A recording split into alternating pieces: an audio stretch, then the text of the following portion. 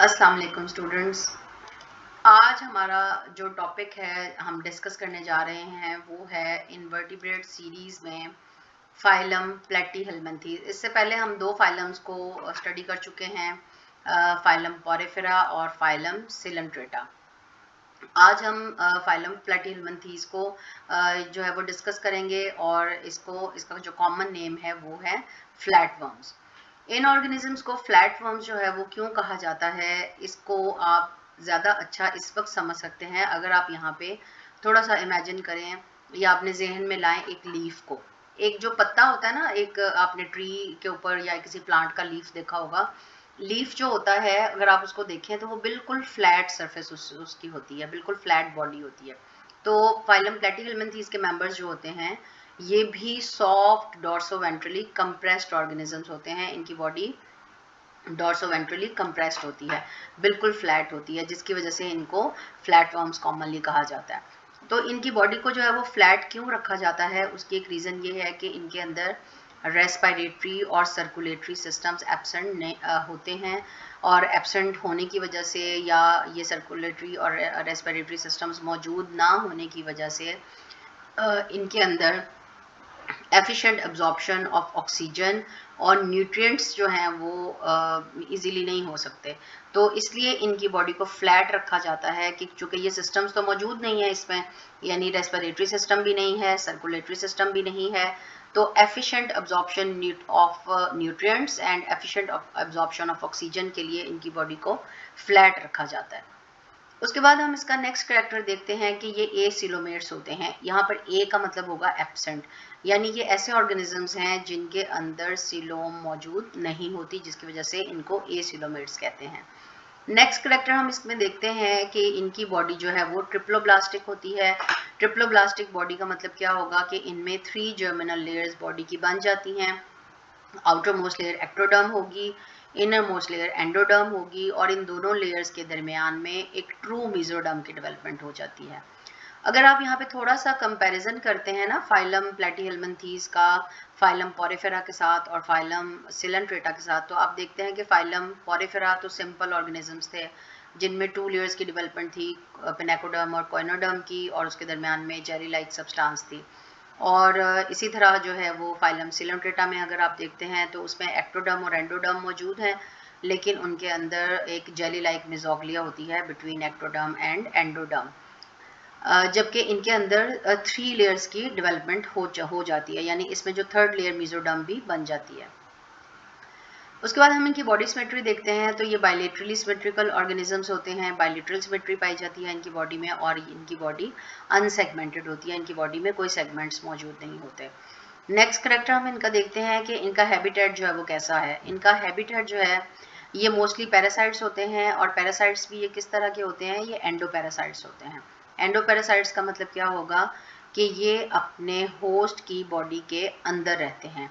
इसके एग्जाम्पल्स हैं taenia solium. Taenia solium का कॉमन नेम जो है वो टेपवर्म है, और ये टेपवर्म जो है वो एंडोपैरासाइट्स होते हैं।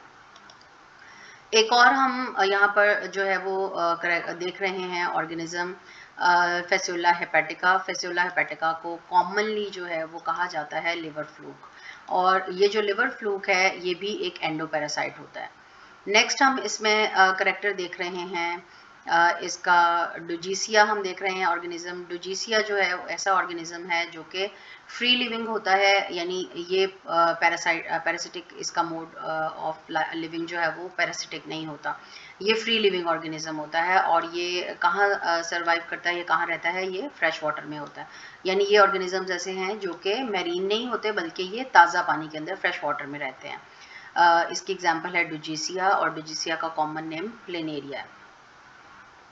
उसके बाद हम इसमें देखते हैं डाइजेस्टिव सिस्टम। इसका नेक्स्ट करेक्टर हम देखेंगे। इनका डाइजेस्टिव सिस्टम जो है वो branching tube like digestive system इनकी बॉडी के अंदर मौजूद होता है, लेकिन जो कि आपने पीछे पढ़ा है कि इसके अंदर जो मोस्टली ये जो फाइलम प्लेटीहेल्मिन्थेस के मेंबर्स हैं वो होते हैं एंडोपैरासाइट्स या पैरासाइट्स होते हैं। तो जो पैरासिटिक प्लेटीहेल्मिन्थेस होते हैं उनके अंदर फिर डाइजेस्टिव सिस्टम या तो पुअरली डेवलप्ड होगा या डाइजेस्टिव सिस्टम टोटली एब्सेंट होगा। तो लेकिन जो फ्री लिविंग है, जैसे कि डुजीसिया जो है ये एक फ्री लिविंग ऑर्गेनिज्म है, फ्री लिविंग प्लेटीहेल्मिन्थीज है, तो इसके अंदर डाइजेस्टिव सिस्टम जो होगा वो branching sac like digestive system मौजूद होगा इसमें, यानी इसमें अभी तक एनस की डेवलपमेंट नहीं हुई। उसके बाद हम देखते हैं इसका नेक्स्ट कैरेक्टर जो कि है नर्वस सिस्टम। इसका जो नर्वस सिस्टम है ये एक ऐसा इसका कैरेक्टर है जो कि यहाँ पर डेवलप्ड इसका कैरेक्टर होगा, यानी इसके अंदर एक वेल डेवलप्ड नर्वस सिस्टम मौजूद होता है। इसका जो नर्वस सिस्टम है वो मुश्तमिल होता है सेरिब्रल गैंग्लिया, ठीक है। तो यहाँ पर एक पेयर ऑफ सेरिब्रल गैंग्लिया, जिसको हम ब्रेन भी कह सकते हैं, जैसे ये आप देख रहे हैं इस पिक्चर के अंदर कि ये पेयर ऑफ सेरिब्रल गैंग्लिया जो है वो इसकी बॉडी के एंटीरियर एंड पर मौजूद होता है। वेल डेवलप नर्वस सिस्टम होगा, और इस वेल डेवलप नर्वस सिस्टम में क्या होता है कि लॉन्गिट्यूडनल नर्व कॉर्ड्स होती हैं, जैसे आप ये इस पिक्चर के अंदर देख रहे हैं कि ये इसकी लॉन्गिट्यूडनल नर्व कॉर्ड है जो कि बॉडी की पूरी लेंथ के साथ साथ जो है ना वो इसमें मौजूद है। ये इसकी लॉन्गिट्यूडनल नर्व कॉर्ड होगी, और ये लॉन्गिट्यूडनल नर्व कॉर्ड्स जो होती हैं वो इन ट्रांसवर्स कमिशर्स के जरिए, ये वाले जो हैं ये ट्रांसवर्स कमिशर्स हैं, इन ट्रांसवर्स कमिशन के जरिए ये दोनों साइड की लॉन्गिट्यूडनल नर्व कॉर्ड्स जो हैं वो आपस में कनेक्टेड होती हैं, या इनको हम ट्रांसवर्स नर्व कॉर्ड्स या ट्रांसवर्स नर्व्स भी कह सकते हैं। अब यहाँ पर आप अगर पिक्चर पर गौर करें तो आप इसको कंपेयर कर सकते हैं, या एक याद रखने की एक टिप क्या है कि इसका नर्वस सिस्टम किस तरह से होगा। हम कह सकते हैं कि इसका जो नर्वस सिस्टम है वो लैडर टाइप नर्वस सिस्टम है, जैसे एक सीढ़ी होती है ना, बिल्कुल अगर आप इसकी पिक्चर में देखें तो आपको ये एक लैडर टाइप नर्वस सिस्टम नजर आ रहा है, बिल्कुल ऐसे फील हो रहा है कि जैसे ये एक लैडर है, ठीक है। तो इसका नर्वस सिस्टम जो होगा वो वेल डेवलप्ड होगा और लैडर टाइप नर्वस सिस्टम है, जिसमें लॉन्गिट्यूडनल नर्व कॉर्ड्स मौजूद होती हैं जो कि अराइज हो रही होती हैं from a pair of cerebral ganglia. ये सेरिब्रल गैंग्लिया जो है वो बॉडी के एंटीरियर एंड पर मौजूद होता है। अब इसमें यहाँ आप ये देख रहे हैं कि इसमें ये दो आई स्पॉट्स भी मौजूद हैं। ये जो आई स्पॉट्स होते हैं यहाँ पर, ये यहाँ पर सेंसरी ऑर्गन का काम कर रहे हैं, यानी ये फोटो रिसेप्टर्स होते हैं, ये लाइट के लिए सेंसिटिव होते हैं, ठीक है। यहाँ पर ये देखने का काम नहीं कर रहे, बल्कि ये क्या होंगे, ये फोटो रिसेप्टर्स होंगे, ये लाइट सेंसिटिव ऑर्गन्स होंगे इसकी बॉडी के, ठीक है। तो ये एक तरह से सेंसरी ऑर्गन्स का काम कर रहे हैं यहाँ पर। उसके बाद हम देखते हैं इसका नेक्स्ट कैरेक्टर, ये होते हैं रेस्पिरेटरी एंड सर्कुलेटरी सिस्टम। ये हमने फाइलम के स्टार्ट में भी हमने डिस्कस किया है कि इसमें रेस्पिरेटरी और सर्कुलेटरी सिस्टम्स एब्सेंट होते हैं। अब रेस्पिरेटरी और सर्कुलेटरी सिस्टम एब्सेंट होने की वजह से इनकी बॉडी का जो स्ट्रक्चर है वो फ्लैट रखा जाता है, ताकि एफिशिएंट एब्जॉर्प्शन ऑफ ऑक्सीजन और न्यूट्रिएंट्स इनकी बॉडी में हो सके। नेक्स्ट हम इसका कैरेक्टर देख रहे हैं एक्सक्रीटरी सिस्टम। अब देखिए ये हमने यहाँ पे एक पिक्चर, इसमें हम देख रहे हैं एक ऑर्गेनिज्म की बॉडी जो कि प्लेनेरिया है, ठीक है।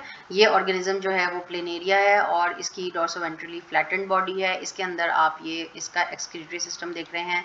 इसका जो एक्सक्रीटरी सिस्टम है वो ब्रांचिंग ट्यूब्यूल्स पर मुश्तमिल होता है, और पूरी बॉडी के अंदर ये ब्रांचिंग ट्यूब्यूल्स जो हैं वो मौजूद होती हैं।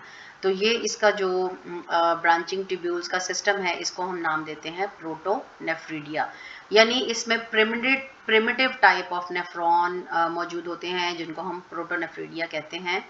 और हर जो प्रोटोनेफ्रिडिया होंगे वो it will consist of flame cells.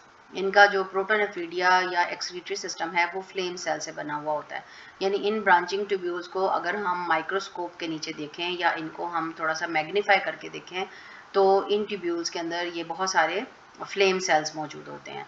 अब एक इंडिविजुअल फ्लेम सेल का अगर हम स्ट्रक्चर देखते हैं तो इसमें देखें कि फ्लेम सेल में न्यूक्लियस भी मौजूद है, और इस फ्लेम सेल के अंदर ये बहुत सारे जो हैं वो सीलिया मौजूद हैं, यानी ये जो सीलिया मौजूद है।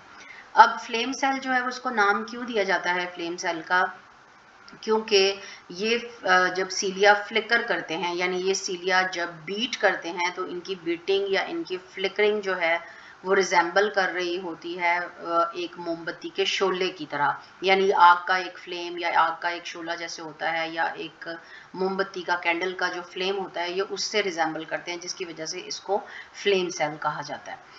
फ्लेम सेल्स का काम क्या होता है कि जब ये फ्लिकर करते हैं तो ये अपने एनवायरनमेंट में जो मौजूद होते हैं वेस्ट मटेरियल्स, ये उनको फिल्टर आउट कर लेते हैं, और उसके बाद इन टिब्यूल्स के ज़रिए मेन टिब्यूल में आते हैं और मेन टिब्यूल से इनको एक्सक्रीटरी पोर या ये जो नेफ्रिडियोपोर होगा इसके ज़रिए इनको बॉडी से रिमूव कर दिया जाता है। तो एक तरह से हम कह सकते हैं कि फाइलम पोरिफेरा और सिलेंट्रेटा में आपने देखा था कि कोई एक्सक्रीटरी सिस्टम इस तरह से मौजूद नहीं था, लेकिन यहाँ पर एक एक्सक्रीटरी सिस्टम की डेवलपमेंट हुई है जो है तो प्रिमिटिव टाइप का एक्सक्रीटरी सिस्टम, लेकिन उसके अंदर वो एक्सक्रीशन का रोल जो है वो बॉडी में प्ले कर रहा है। तो ये primitive type of excretory system होगा which consist of protonephridia and flame cells. इसके बाद हम इसका नेक्स्ट कैरेक्टर जो है वो देख रहे हैं विच इज़ रिप्रोडक्शन। तो रिप्रोडक्शन इन ऑर्गेनिजम्स में जो है वो दो तरह से होती है। एसेक्सुअल रिप्रोडक्शन भी इनके अंदर मौजूद होती है और सेक्सुअल रिप्रोडक्शन भी होती है। एसेक्सुअल रिप्रोडक्शन पहले हम देखते हैं, आपको पता है कि इसमें पेरेंटल जो है वो ऑपोजिट सेक्सेस या दो सेक्सेस इन्वॉल्व नहीं होंगे, बल्कि एक सिंगल पेरेंटल बॉडी जो है उसी के अंदर ही ये रिप्रोडक्शन का प्रोसेस होगा। तो ये प्रोसेस होता है बाइनरी फिशन। इसको हम देखते हैं इस डायग्राम में, जैसे कि ये एक प्लेनेरिया है, प्लेनेरिया की पेरेंटल बॉडी है।